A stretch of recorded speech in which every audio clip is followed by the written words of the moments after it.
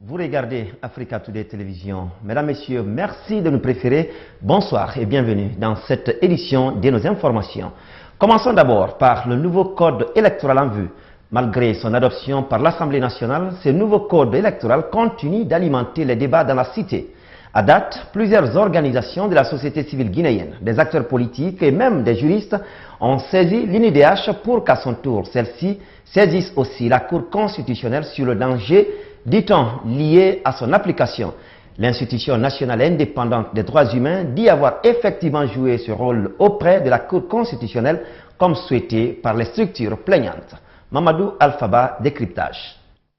Le point 2 du récent dialogue politique interguinéen inclus dans le nouveau code électoral continue de diviser les Guinéens. Malgré que la majorité des parlementaires ait voté en faveur de cette loi, le CNOX, le Front DDC et le Balai citoyen ont saisi la Cour constitutionnelle à travers l'institution nationale indépendante des droits de l'homme pour s'opposer à ce document. Puisque la loi nous fait obligation de recevoir les plaintes et de donner suite, les plaignants ont indiqué le chemin à suivre. Nous avons saisi la Cour constitutionnelle avec tous les arguments envoyés par les plaignants et je vous assure, il y a des pétitions où des milliers de Guinéens avaient leur signature. Vu l'ampleur des débats et la motivation des citoyens pour empêcher la promulgation de ce code qui, selon eux, risque d'entraîner des crises politiques dans le pays, le président de l'UNIDH est d'ailleurs conscient de cela. Nous sommes vraiment inquiétés parce que dans l'application du nouveau code, on aurait nécessairement une Guinée contre une autre. Est-ce que, avec cette dimension, on peut atteindre les objectifs attendus du code? C'est pourquoi son institution tire la sonnette d'alarme pour attirer l'attention de l'opinion des risques graves de violation des droits de l'homme pointe à l'horizon si ce code est appliqué en l'état. Puisque nous avons reçu ces informations, il était de notre responsabilité d'agir et d'attirer l'attention de la Cour constitutionnelle que des graves violations des droits de l'homme pointent à l'horizon si jamais le code est appliqué en l'état. Et maintenant, si la Cour constitutionnelle prenait sur elle la responsabilité d'accepter le code comme tel et que c'était appliqué, alors nous travaillerons tous à faire en sorte que ce que nous craignons n'arrive pas. Mais si nous n'arrivons pas à l'empêcher, nous ne serons pas responsables. Mamadi Kaba demande aux acteurs impliqués dans ce processus de faire des concessions pour mieux atteindre les objectifs escomptés. C'est ce code qui va probablement permettre à la Guinée d'aller droit vers les élections prochaines. En attendant de savoir la date exacte, signataire lui aussi, le président de l'Union des forces démocratiques de Guinée met déjà en garde contre toute tentative de fraude électorale. Lors d'une récente sortie à Conakry, Cellou Dalein Diallo déclare que plus question d'accepter une quelconque mascarade électorale en Guinée. Pour le chef de file de l'opposition, il est temps que la volonté du peuple se traduise désormais par les urnes. Oumar Sow. Après l'adoption du nouveau code électoral, les Guinéens s'acheminent désormais vers la tenue des élections communales et locales. Mais en attendant que la Commission électorale nationale indépendante CENI ne fixe une date pour ce scrutin, des partis politiques prennent déjà des dispositions. Pour l'UFDG, la Guinée ne connaîtra plus cette violation des droits des citoyens qui est celui de ne pas faire respecter le choix du peuple en ce qui concerne ses futures échéances électorales. Nous avons aujourd'hui les moyens de gagner n'importe quelle élection à l'UFDG, à condition qu'il y ait des élections transparentes. Nous devons rester mobilisés pour qu'on mette fin à la fraude aux votes électoraux auxquels on a habitué notre peuple. Nous voulons que les Guinéens choisissent librement et que leur choix sécurisé et validé. Le président de l'Union des forces démocratiques de Guinée dit avoir insisté lors du précédent dialogue interguinéen sur la transparence que l'institution en charge d'organiser les élections doit faire preuve. C'est pourquoi, lors du dialogue qui s'est tenu au mois de septembre-octobre, nous avons demandé qu'il y ait une série plus responsable, plus technique, en tout cas moins partisane, qui saura organiser des élections équitables, libres et transparentes, afin que le choix du peuple soit connu et que la vérité des urnes s'impose sur les mascarades et toutes les formes de fraude que nous avons connues jusque-là. Le chef de file de l'opposition républicaine a été reçu dimanche dernier par le président de la République, professeur Alpha Condé. Les deux hommes ont échangé sur des sujets d'intérêt national. Parallèlement, l'hôte qui avait le mandat de l'opposition a rencontré le chef de l'État, a émis des inquiétudes relatives à l'application des recommandations des accords d'octobre 2016 et aux obstacles liés à la tenue des élections locales, a déclaré Alpha Bakar Ba, chargé de communication de l'UFDG. Autre élément de l'actualité, la commission provisoire de réflexion sur la réconciliation nationale poursuit toujours sa série de campagnes de vulgarisation des résultats et recommandations issus des consultations. Après les artistes la semaine dernière, c'était au tour ce mardi des partenaires techniques et financiers de partager ces conclusions avec les cadres de la CPRN. C'est pour mieux informer les amis de la Guinée du contenu de ce rapport. Mariama Bailoli pour le compte-rendu. Les membres de la commission provisoire de réflexion sur la réconciliation nationale en concertation avec les partenaires techniques et financiers tiennent à approprier les amis de la Guinée des conclusions des consultations avec les acteurs de la société civile, les artistes et autres composantes de la nation. Le lieu pour Monseigneur Vincent Koulibaly d'exhorter une nouvelle fois les citoyens au pardon. Fondation issue des consultations nationales en appui à la réconciliation nationale, afin de vider le lourd contentieux de notre passé difficile et construire ensemble un avenir partagé. Que Dieu nous donne la grâce de nous lever ensemble pour bâtir la Guinée dans la paix, la vérité et la justice. Les partenaires techniques et financiers, après avoir félicité la CPRN pour son engagement et sa détermination pour le déroulement effectif de ces consultations, trouvent la nécessité de mettre en application le contenu de ce mémorandum qui pourrait permettre aux Guinéens de se réconcilier. Je pense que, comme je viens de le dire, je pense que c'est une chose très importante. Première chose, connaître le travail qui a été fait. Et deuxième chose, écouter les recommandations qui sont des recommandations qui ne viennent pas de la Commission, mais qui viennent des personnes qui ont été enquêtées au long de toute la Guinée. C'est très important. Et j'ai encore une fois, je mets en place les mots que j'ai dit. À la fin des recommandations, ils ont dit qu'il y a, on peut dire, une échelle de valeurs. Non? Au premier lieu des valeurs, ils ont placé la justice. Et c'est bien comme ça. Mais à la deuxième place ont été placés les pardons. Et je pense qu'il vient d'un peuple qui est déjà mûr de recevoir la justice, de la mettre en place sans haine, sans plus penser à la blessure, aux signes de blessures qu'il a portés dans sa famille, dans sa vie, dans la société.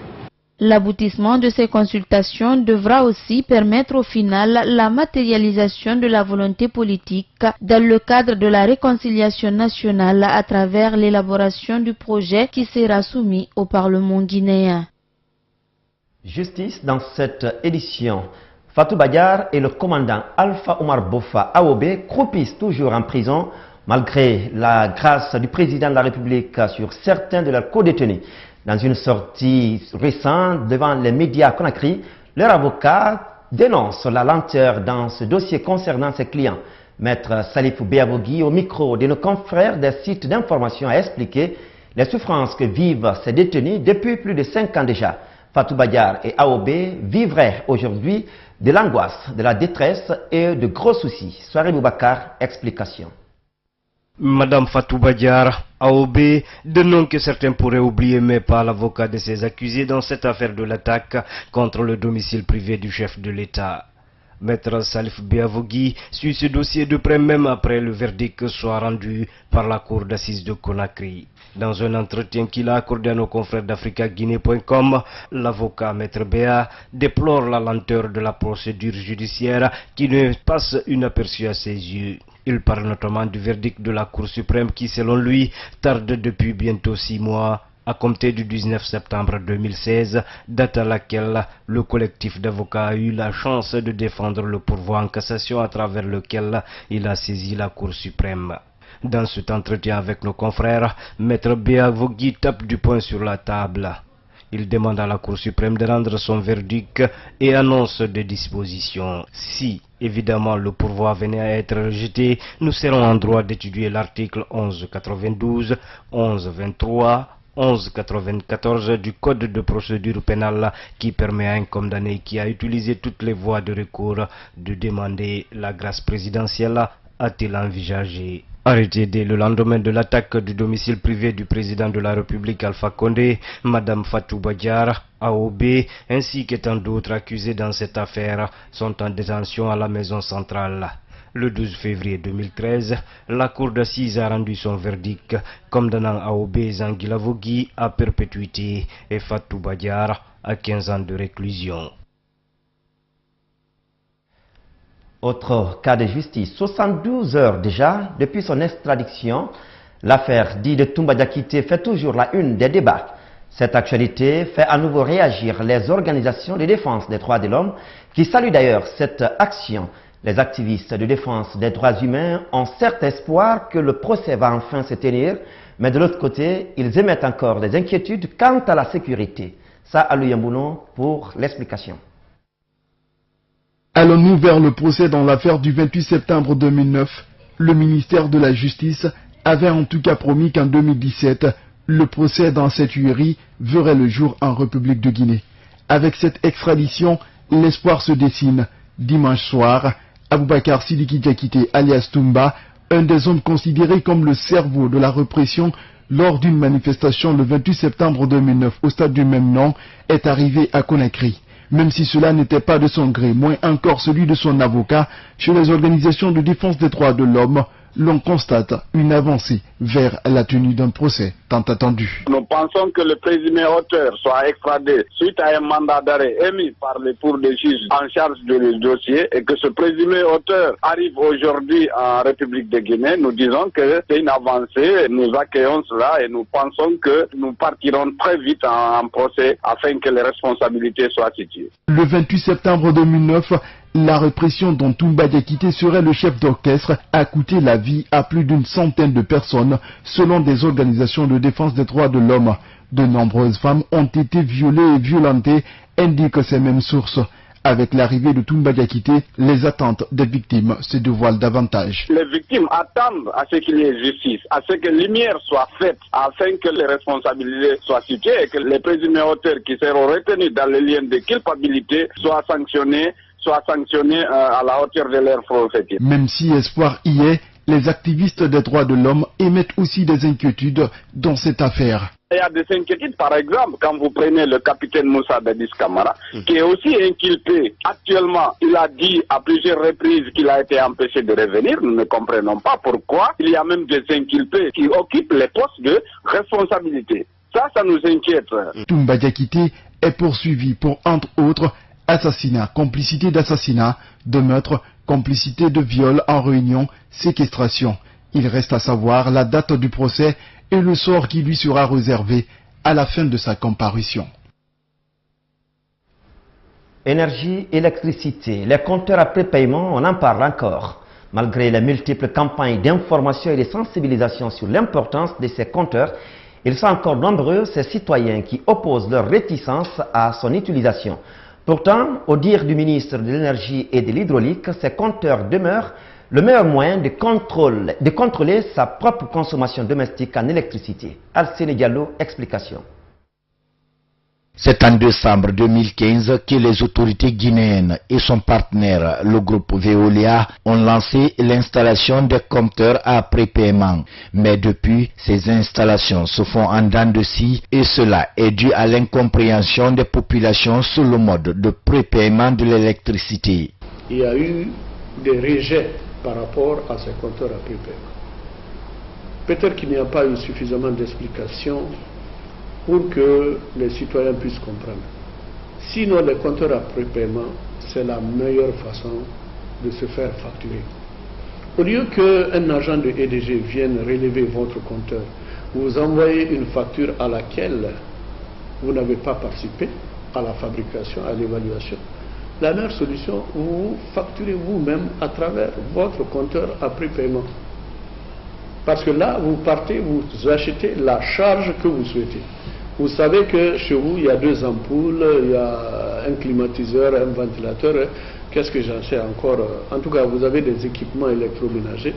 Vous savez combien de fois vous allez les utiliser, en combien de temps vous les utiliserez. Vous faites un crédit par rapport à ça. Il y a des gens qui ont pris des compteurs à prépaiement. Ils payaient avant, par exemple, 3 millions. Aujourd'hui, ils se retrouvent à 1 million. Parce qu'ils gèrent eux-mêmes leur consommation. Donc, nous l'avons fait pour des citoyens n'ayant pas assez de moyens, mais très malheureusement, il n'y a pas eu beaucoup de compréhension. J'espère qu'au fur et à mesure, la compréhension va s'installer. Les compteurs à prépaiement, parfois appelés compteurs de pauvres, fonctionnent selon le principe « payer ce que vous consommez », a ajouté le ministre Talibi. Cependant, son acceptation par les citoyens pose problème. L'acceptation de ces compteurs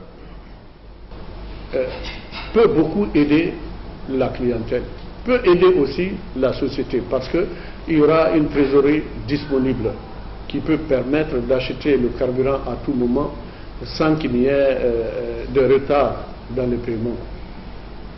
Mais nous avons constaté, par exemple, à Ratoma, dans la commune de Ratoma, où aujourd'hui les compteurs à prépaiement sont disponibles, malheureusement, il y a des citoyens délicats qui sont venus pour détruire ces compteurs qui ont été posés. C'est du vandalisme. Si vous n'en voulez pas, mais ne prenez pas. Personne n'est obligé de prendre un compteur à prépaiement. Mais ce qui est clair, chaque abonné de EDG aura un compteur. Depuis son opérationnalisation en 2015, l'électricité de Guinée, EDG, a installé 18 000 compteurs à prépaiement à Conakry. Et le ministre de l'Énergie compte bien rehausser ces chiffres à travers une autre politique de sensibilisation dans les prochains mois. Santé à présent dans cette édition avec ce tour de notre rédaction au service de la cardiologie de l'hôpital national Ignace Dine. Aujourd'hui, selon le constat de notre reporter et face à l'affluence des patients, ce service de cardiologie ne semble plus offrir une capacité d'accueil adéquate. Pas assez de lits pour les malades, même les soignants eux-mêmes éprouvent du mal à contenir là. Voyons tout ça avec Diao Bachir. Le bouleversement de nos habitudes alimentaires est souvent cité par des spécialistes de la santé comme étant le principal facteur lié aux maladies cardiaques. Et le service de la cardiologie d'Ignace Dine enregistre de plus en plus un nombre important de personnes souffrant des problèmes du cœur. À en croire au cardiologue Philos Maxime Damé, ce nombre est allé d'ailleurs crescendo durant cette dernière décennie. Une affluence qui n'est pas sans conséquence sur la capacité d'accueil à ce jour, d'où cette main tendue. Les locaux sont très petits, la capacité n'est pas très grande et l'affluence est trop. Donc c'est de lancer un appel certainement aux politiques, aux personnes de bonne volonté pour voir comment étendre le service. Des équipements de pointe, une unité de soins intensifs ne sont pas les seuls besoins urgents dans ce service de la cardiologie. Il y a aussi, selon Dr Damé, une nécessité de vulgariser certains programmes pour mieux qualifier les prestations dans ce service. Il y a souvent des programmes, mais ces programmes ne sont pas vulgarisés au niveau justement des décideurs. Vulgariser des programmes de lutte contre les maladies cardiovasculaires, pour permettre aux uns et aux autres d'adopter des programmes justement pouvant aller dans le sens de l'amélioration justement de la prise en charge des patients souffrant des affections cardiovasculaires. Le centre hospitalier d'Ignace Dine compte à ce jour, selon des informations, 433 travailleurs avec une capacité d'hospitalisation de plus de 480 lits. Il a été rebaptisé du nom du médecin béninois, Dr Ignace Dine. Diao Bachir, comme pour dire que le besoin d'extension de l'hôpital Ignace Dine s'impose aujourd'hui. Culture avec le livre au service de l'éveil des consciences. C'est le credo de l'écrivain Serge Mbela, un auteur camerounais qui a aujourd'hui plusieurs romans à son actif. À travers ses écrits, Serge Mbela fait un appel aux Africains, surtout à la jeune génération. À cette couche, l'écrivain demande une prise de conscience des défis qui l'attendent, en tout cas, si elle veut activement participer au développement sociopolitique et économique du continent. Reportage Aïssata Fofana. Destin brisé, vie dévastée, racines perdues, mes derniers instants ou encore tragique destinée de l'humanité, voilà entre autres romans de fiction que Serge Mbela, un écrivain prolifique camerounais, a mis à la disposition du grand public en 2016. Dans ses ouvrages, l'écrivain met en exergue les grands problèmes contemporains qui minent l'Afrique d'aujourd'hui. Dans tous mes romans, oui, j'essaie de parler un peu de la malgouvernance de nos pays, parce que vous savez, les Africains, on pourrait être heureux, on pourrait être riche. Moi, je n'ai jamais compris un pays, un continent qui a un scandale géologique avec autant de richesses, on est si pauvre. Et regardez, moi j'ai été dans des pays comme en Arabie Saoudite, à Abu Dhabi, à Dubaï, ils n'ont que du sable, du désert et puis du désert, mais ils sont considérés. Tout simplement parce que nos gouvernants ne prennent pas conscience de la portée, la responsabilité qu'ils ont vis-à-vis du peuple qui les a élus. Né en 1971 à Otala, au centre du Cameroun, Serge Mbela est détenteur d'un brevet de technicien supérieur en restauration, mais aussi il revêt plusieurs casquettes, outre ses inspirations pour les livres. Je peins des tableaux quand je suis à la maison, quand je suis en congé chez moi. Par contre, pour la collection d'art, c'est quelque chose qui me tient vraiment à cœur, parce que j'ai lu quelque part que 90% de nos œuvres se retrouvent en Occident, ce qui n'est pas normal. Et comment est-ce que les autres valorisent notre art? Et ça a beaucoup d'importance. Et vous savez que chez nous, dans notre culture, dans notre tradition, les statuettes, les masques, tout ça joue un rôle très important sur le plan initiatique et tout ça. Après l'édition de son tout premier roman à Harmattan, Guinée en 2016, des 3 autres ouvrages également la même année en France par Eddy Livre, l'écrivain engagé et passionné des arts et de la peinture compte poursuivre son combat en interpellant davantage la jeunesse africaine à se trouver un repère. Dans les prochains jours, Serge Mbela adressera une lettre ouverte à cette couche dans ce qu'il appelle « Ma vision pour l'Afrique de demain », un bréviaire dans lequel les jeunes africains se retrouveraient pour incarner les valeurs ancestrales. Sport pour boucler cette page nation. Arrivé il y a à peine 2 mois à la tête de l'association sportive de Kaloum ASK, l'entraîneur Théophile Bola quitte ce navire pour rejoindre un autre club de Ligue 1. Il s'agit bien du club industriel de Kamsar Seika. Et pour motif, l'interférence du président du club pendant la composition de l'équipe. Le point avec Moussa Sefa Kamara. Difficile de dire si c'est une crise qui secoue la Kaloum ou une envie d'abandon du club par son président Dinabouba Sampil. On ne saurait en tout cas dire trop. Après les démissions en cascade enregistrées à l'entame de la saison sportive 2016-2017, Théophile Bola vient de grossir le nombre d'encadreurs démissionnaires du club de la presqu'île de Kaloum. Pour l'instant, c'est le flou total qui parade dans l'esprit des supporters et autres acteurs du football concernant cette situation. Les deux parties se rejettent les responsabilités pour le moment. À en croire au secrétaire général du club qui s'abstient de tout commentaire. Et pour le moment, je ne peux pas commenter cette information. Et à partir du moment que M. Théophile Bola et la direction de l'association sportive du Kaloum ont eu un entretien serré entre les deux parties et ils se sont entendus sur quelque chose. Je crois que M. Théophile Bola est mieux placé pour vous donner les raisons de sa démission. Sikou Kamara, adjoint de Théophile Bola démissionnaire, compte bien tenir le coup avec l'équipe. Donc la préparatif de l'équipe, depuis c'était un match aller, on ne connaissait pas l'adversaire. On s'est bien préparé, on a contré l'équipe, on a gagné 1-0. Donc c'est plus facile pour nous de préparer l'équipe en match retour. Là. Le départ d'un entraîneur est toujours difficile à gérer, mais pour le coach actuel, tout se passe bien au sein du groupe. Non, je ne pense pas. Si ça va déranger le groupe, nous on est là, les enfants sont là, ils sont venus. Hier ils étaient là, aujourd'hui ils étaient là, ils étaient motivés pour s'entraîner et puis on est motivés pour aller gagner là-bas, Inch'Allah.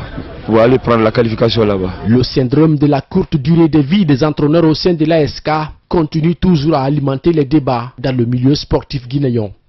L'AS Kaloum se rendra ce week-end au Maroc pour ce match retour des 16e de finale de la Coupe des Confédérations africaines de football. Une occasion pour Sekouba Kamara Nessa, le nouveau coach, de s'affirmer.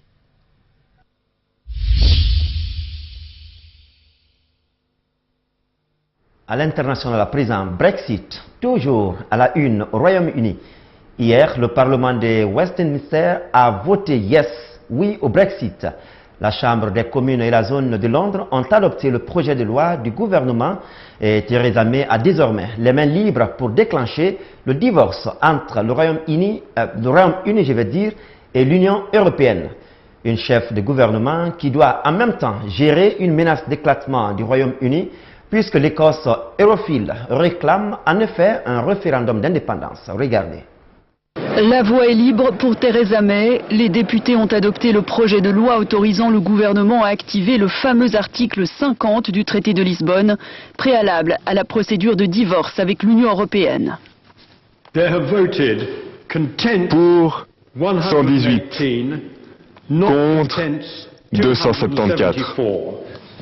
Large victoire des partisans du Brexit. Aucun député du Parti conservateur n'a voté contre le texte, y compris les élus pro-européens qui n'ont pas osé s'opposer à la volonté exprimée par le peuple en juin dernier. Un succès pour le gouvernement.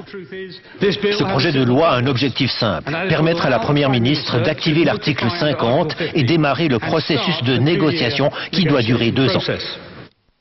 Un feu vert du Parlement troublé le matin même par Nicola Sturgeon, la dirigeante du Parti national écossais, le SNP.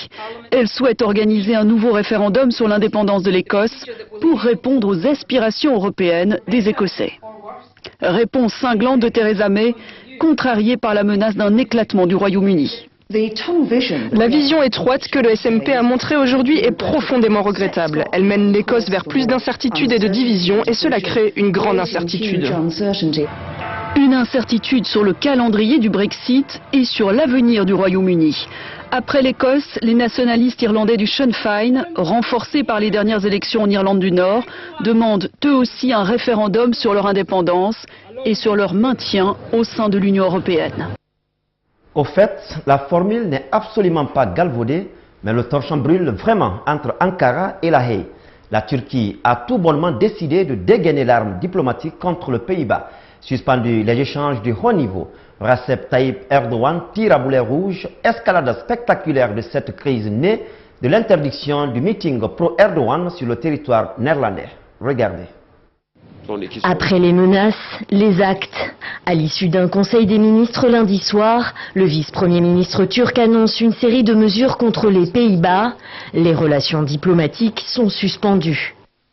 Nous avons décidé d'interdire le retour de l'ambassadeur néerlandais.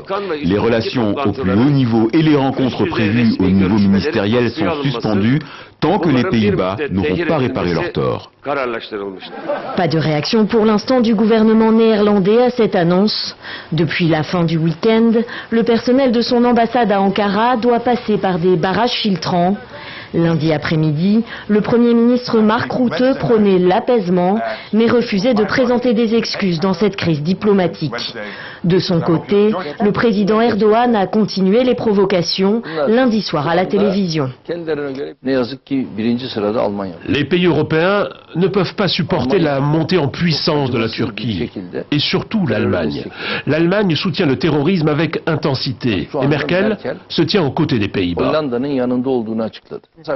Le président turc promet ce mardi d'autres mesures contre les Pays-Bas et les accuse de terrorisme d'État. L'escalade se poursuit donc. Autre menace d'Ankara, le réexamen du pacte turco-européen sur les réfugiés.